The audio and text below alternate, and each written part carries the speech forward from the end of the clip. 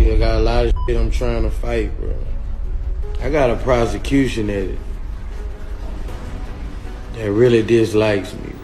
A federal prosecutor mocked Boosie in court, and now Boosie's headed back to jail. He just publicly confirmed that he accepted a plea deal in his federal gun case. But what's wild is how it all played out, and why this plea deal low-key feels like a setup. Back in June 2023, Boosie was out in San Diego shooting a video, minding his business, when cops pulled him over. 2 guns were found in the car. And this wasn't just a minor slap on the wrist situation, because Boosie's a convicted felon. So having a weapon on him meant he was immediately facing serious time. But somehow, he got a small win. The state charges were eventually dropped, but that's not all. Right when Boosie thought he was in the clear, the feds swooped in and picked the case right back up, and just like that, it became a federal case. So now, instead of breathing easy, Boosie was thrown right back into legal chaos. And to make things worse, the prosecutor literally started mocking him in court by singing, "Wipe me down" in front of him. The first time I went to court, he looked at me and said, "Wipe me down."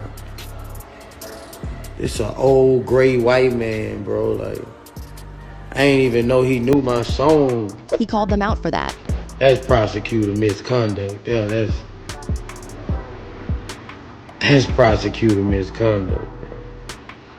He looked at me and said, "Wipe me down." Now here's where it gets legally messy. At first, his team fought back using something called the Duarte precedent, a ruling in the 9th Circuit that basically says if a felon has non-violent prior convictions, they might not be automatically disqualified from gun ownership under federal law. Using that angle, Boosie's charges got tossed out. He was celebrating like it was game over. Oh, yeah. And my PO say the charge is terminated. And I can cut my ankle monitor.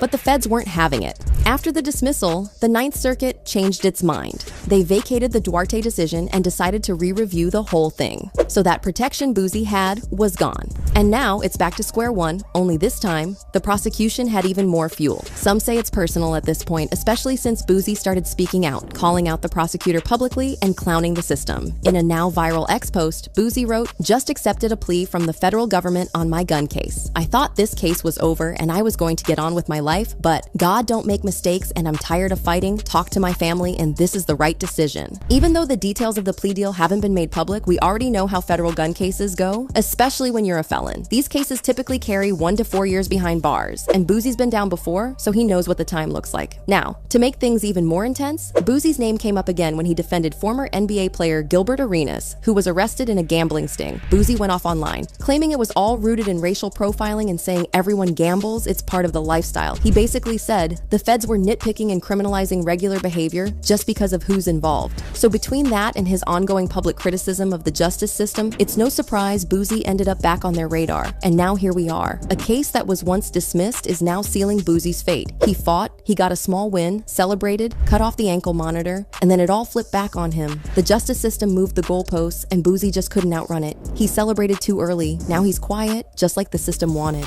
Cam Newton dropped proof of Ray J's DL affairs with other men, and now the internet is running wild with it. But is there actually any proof, or is this another messy rumor getting dragged for clicks? So let's get straight to it. This all kicked off after Ray J pulled up to Cam Newton's podcast, Funky Friday. Y'all might have seen the clips flying around already. Ray J was wildin', talking about how he'd shower with Cam, making jokes about masculinity, even shouting out the gaygency, which he claimed helps him stay in tune with the LGBTQ+ community. Cam even explicitly asked Ray if he goes both ways. Do you play both ways? Come on, bro. I ain't never played both ways. Okay.